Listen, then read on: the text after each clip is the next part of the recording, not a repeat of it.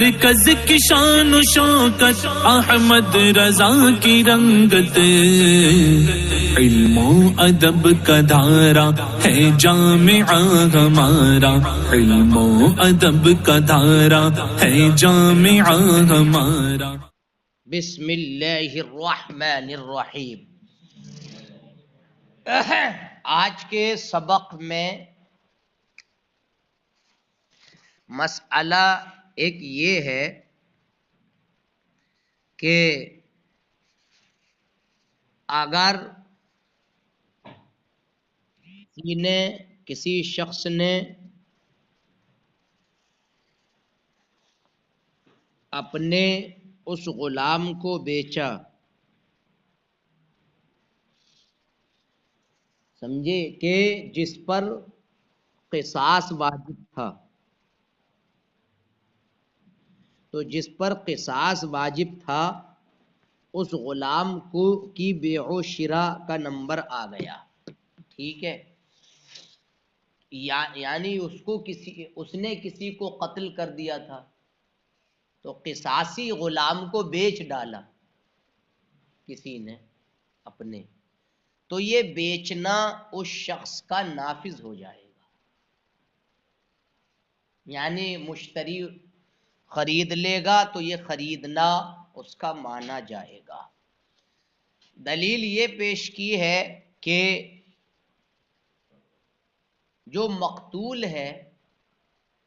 تو ولی مقتول کا قاتل کی ذات میں کوئی حق نہیں ہے، مقتول کے ولی اور سرپرست کا قاتل کی ذات میں کوئی سرپرستی کا حق حاصل نہیں ہے۔ مقتول کے ولی کو قصاص پورا حاصل کرنے کی سرپرستی حاصل ہے، مقتول کا جو ولی ہے وہ اس بات کا ولی ہے کہ وہ قاتل سے پورا قصاص وصول ہے، اس کی یعنی مطلب یہ ہے کہ پورا قصاص لے، اور یہ ولایت جو ہے، یہ استیفائے قصاص کی ولایت یہ بیع کے ذریعے باطل نہیں ہوگی، لہذا بیع جائز ہو جائے گی، اور وہ مولا بیع کے ذریعے یعنی جان بچانے کا مختار نہیں ہوگا۔ فدا وہ مال ہوتا جو جان بچانے کے لیے دیا جائے، فدا یعنی جان بچانے کے لیے جو مال دیا جائے، جان کو چھڑانے کے لیے جو مال دیا جائے اس کو فدا کہتے ہیں۔ تو اب جان بچانے کا مختار وہ بیع کے ذریعے وہ مولا نہیں ہوگا، چاہے اس کو جنایت کا علم ہو یا جنایت کا علم نہیں ہو، یعنی اس کا آقا یہ چاہے کہ اس کی جان بچا دے، غلام کی جان بچائے، کیا دے کر کے؟ فدیہ دے دے، کچھ مال دے دے، اور اس کی جان بچ جائے، تو یہ حق اس کو حاصل، اس کا اختیار اس کو حاصل نہیں ہوگا مطلقاً، چاہے اس کی جنایت اس کو معلوم ہو یا اس کی جنایت اس کو معلوم نہ ہو۔ دیکھیے اس میں انہوں نے یہی کہا ہے کہ چاہے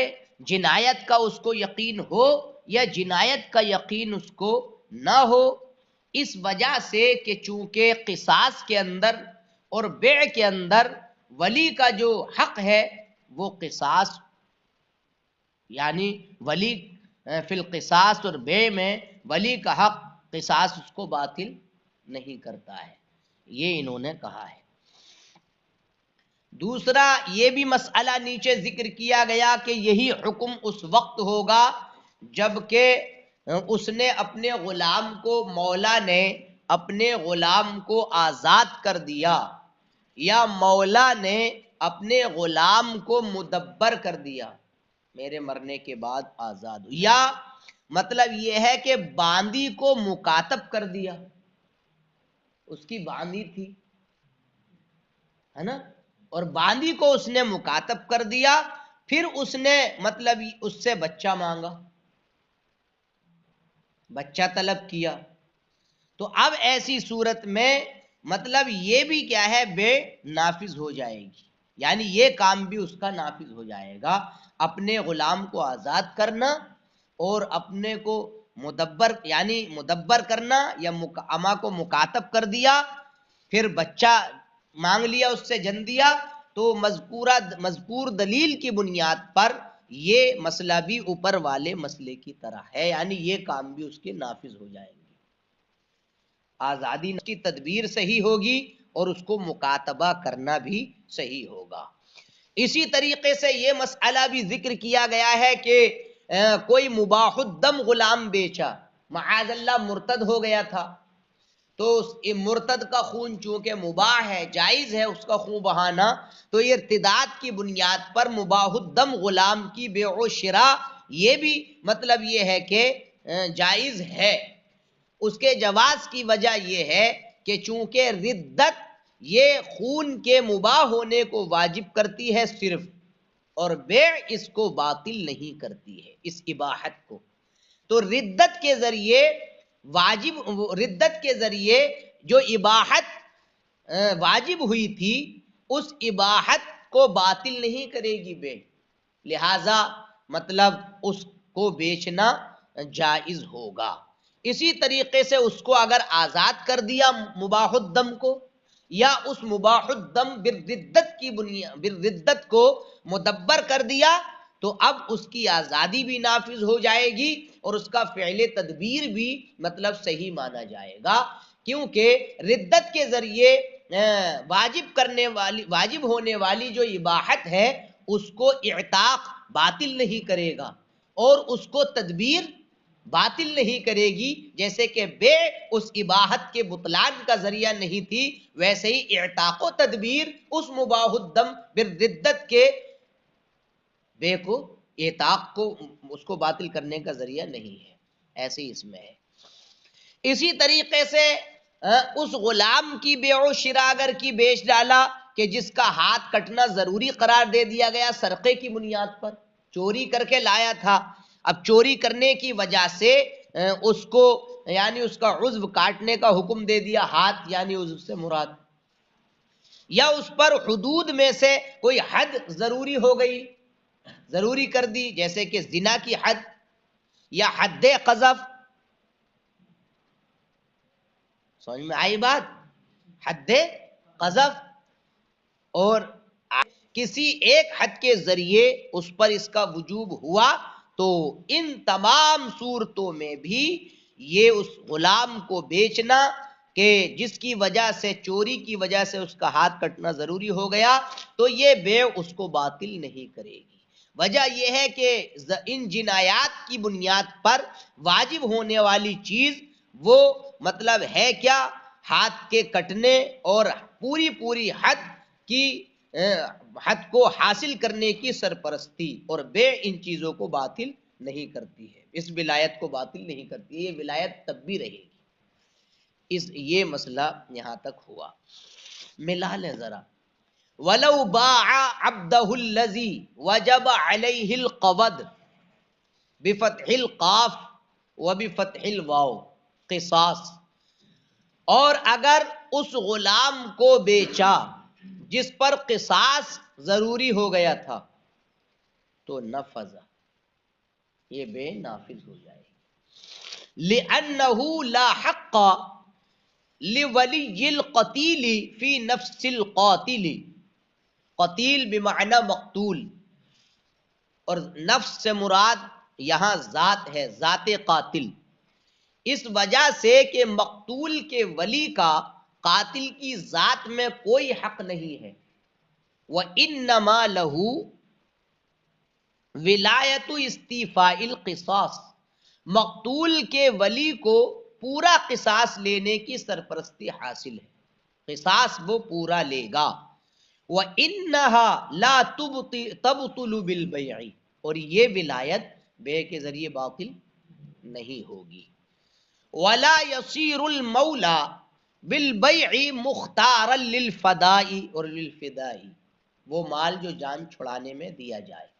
اور مولا بیچ کر بیع کے ذریعے مال دے کر جان چھڑانے کا مختار نہیں ہوگا،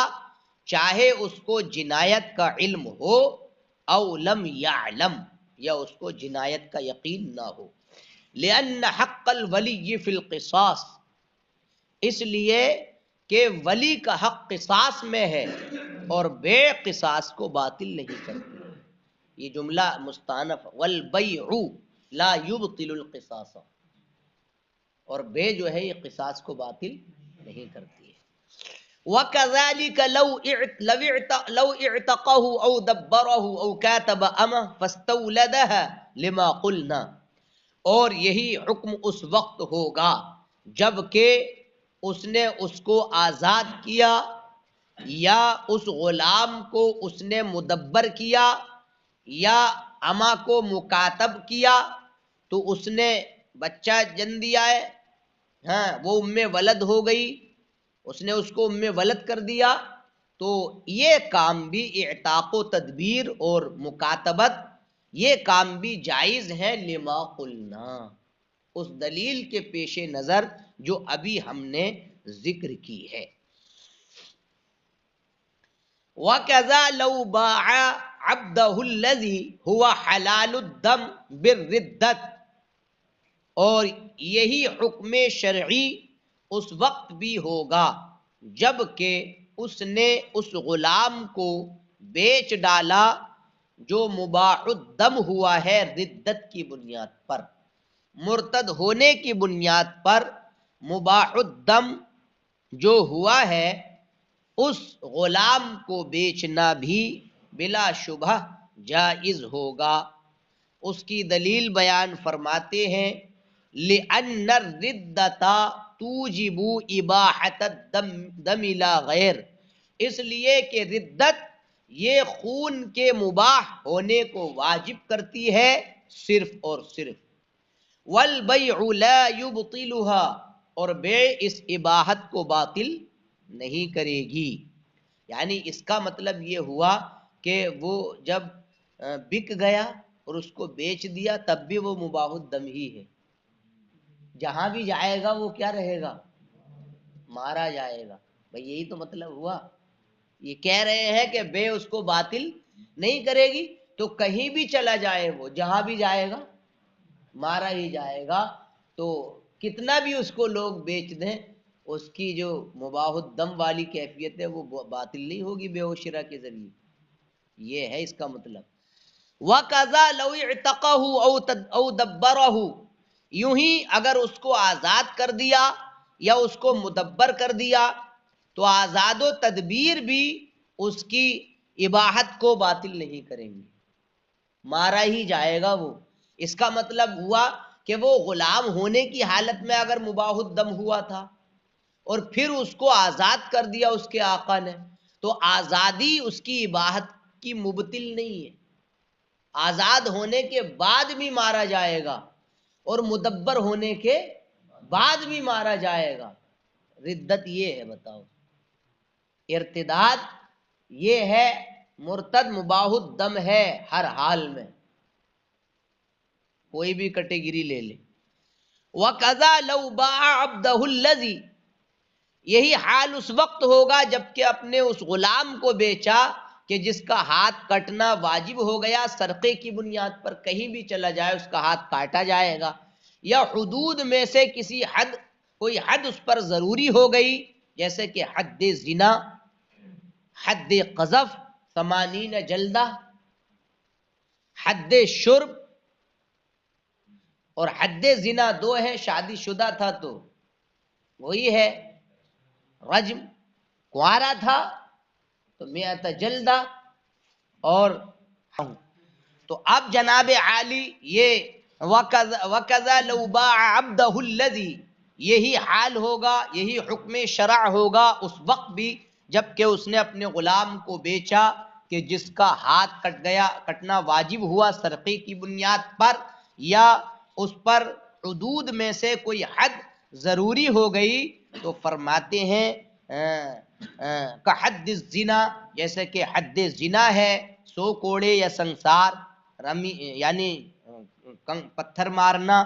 اور حد قذف 80 کوڑے، اور حد شرب خمر یہ بھی 80 کوڑے ہے. لأن الواجب بهذه الجنایات اس لیے کہ ان جنایات کے ذریعے جو واجب ہونے والی چیز ہے وہ قطع اور حد کی پوری سرپرستی ہے، قطع ید کی اور حد کی پوری سرپرستی اور ولایت ہے، والبیع لا یبطلها، اور بے اس کو باطل نہیں کرے۔ جو بھی مسائل شرعیہ بیان کیے گئے، تو جو حد زنا، حد قذف اور حد شرب خمر، تو غلام کا معاملہ تو آدھا آدھا ہو جاتا ہے نا۔ تو اب حد شرب خمر میں جو آزاد کی 80 تھی اور اس غلام کی 40، اس کو کوڑے لگائے جائیں گے۔ ایسے ہی حد قذف میں آزاد کی جو حد ہے وہ 80 کوڑے ہے اور غلام کی 40 کوڑے ہے، تو تنصیف کا معاملہ غلام کی حد میں رہے گا، یہ یہاں واضح ہے۔ والبیع لا یبطلها، اور بیع اس کو باطل نہیں کرے۔